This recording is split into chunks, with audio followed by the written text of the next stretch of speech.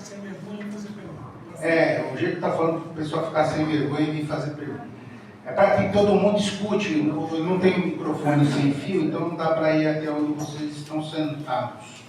Então, se vocês puderem vir até aqui, seria mais fácil, porque daí todo mundo vai escutar a pergunta de vocês.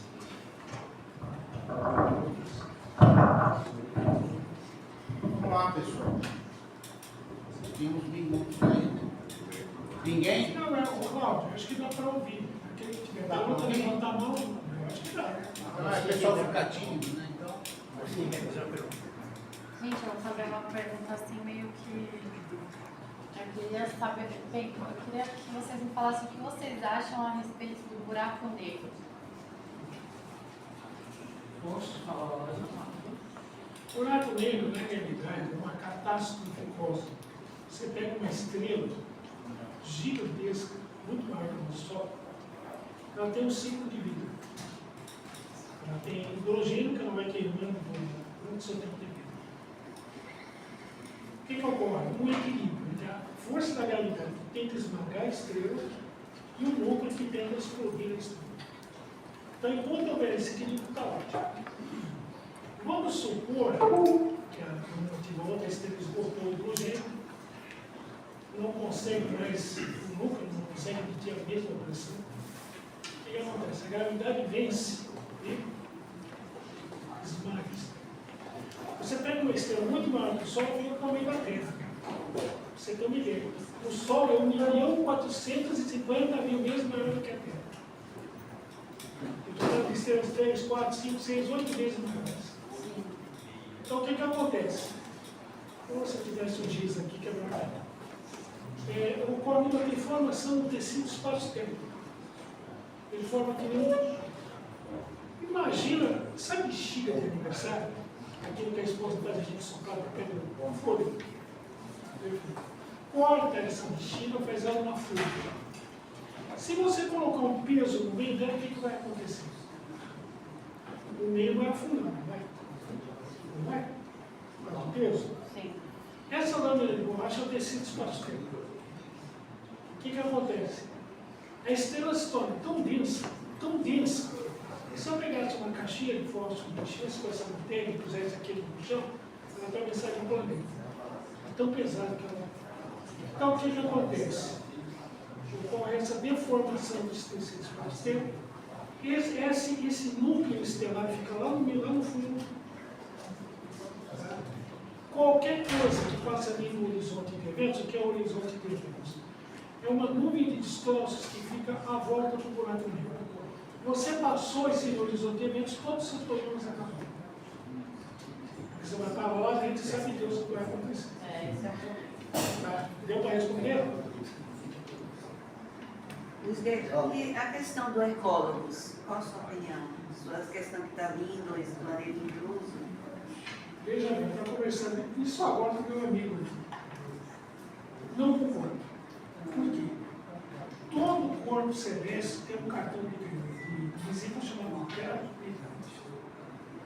Então vamos pegar um exemplo. Se um corpo celeste vem em direção ao centro do sistema solar, então os planetas telúrios, Marte, Terra, Vênus, dependendo do tamanho dele, ele ia causar tamanha interferência gravitacional, os planetas poderiam colidir.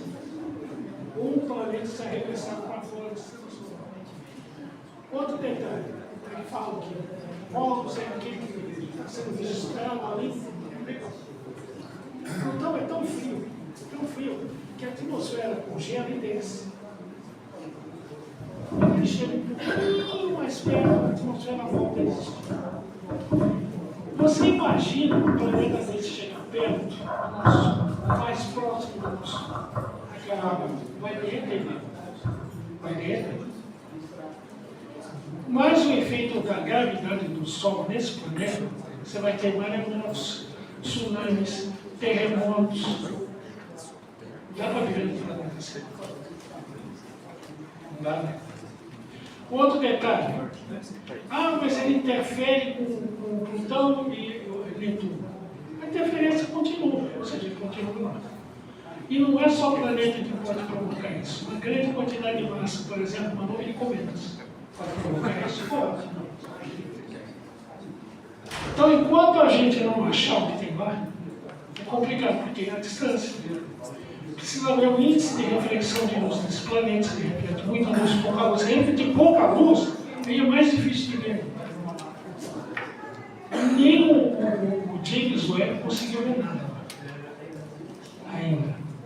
Então, se tiver alguma coisa, nós vamos ter que ter a confirmação de dizer, olha, tem um planeta de X tamanho. Entendeu? Então, nenhum planeta pode chegar perto de outro sem dar para ver. Entendeu? As pessoas afirmam muita coisa sem ter conhecimento. Então, o planeta dele tem um rei, bonitinho, pirueta, tudo. Só que não é assim. Entendeu?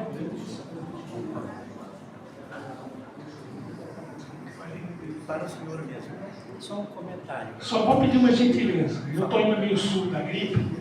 Falar um pouquinho mais alto, senhor João Batista. Não. Alto, fala alto. Tá.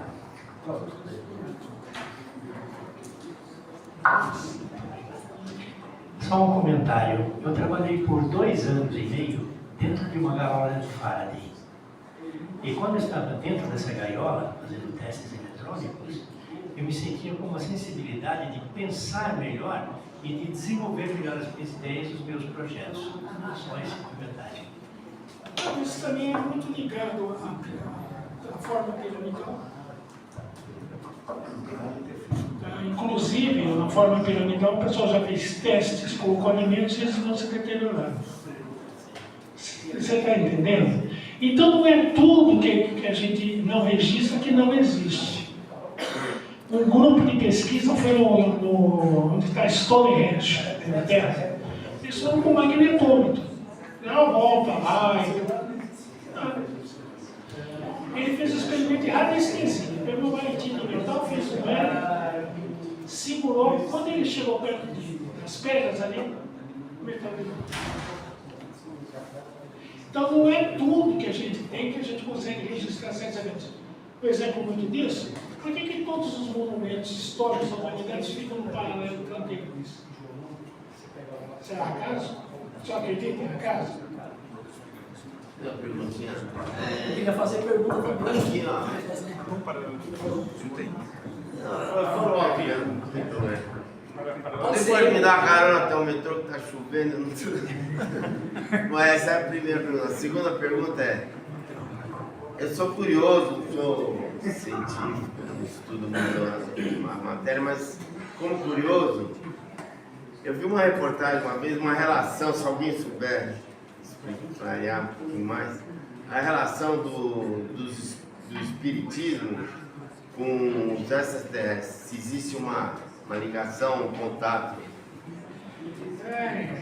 Você já leu o livro dos Espíritos? Não. Faça a experiência. Livro dos Espíritos, Allan Kardec. Deve ter ali, das 55 a 58 tem 3. Depois, nas 171, vai até 182, mais outra leva de perguntas a respeito disso.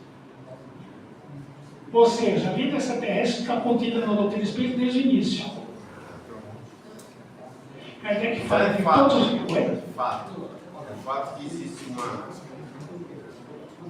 A doutrina espírita traz informações do século XIX, 1850, e a gente nem conhecia os planetas do sistema solar ainda todos. De onde é que veio isso? Caiu de paraquedas, alguma coisa? Alguém informou.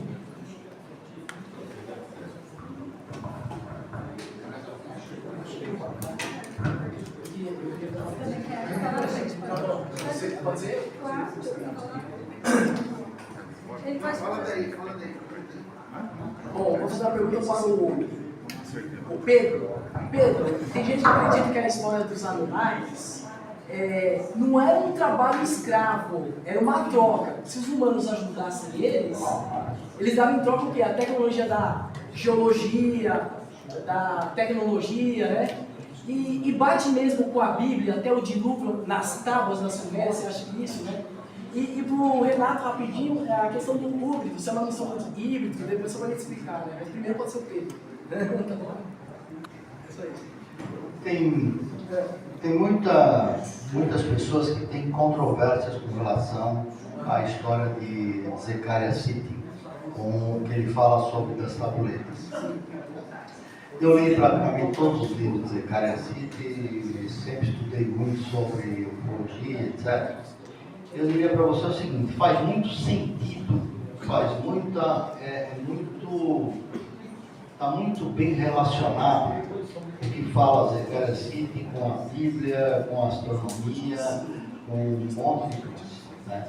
Então, por isso que eu sou razoavelmente bom fã dessa história do Zecaria Sitchin.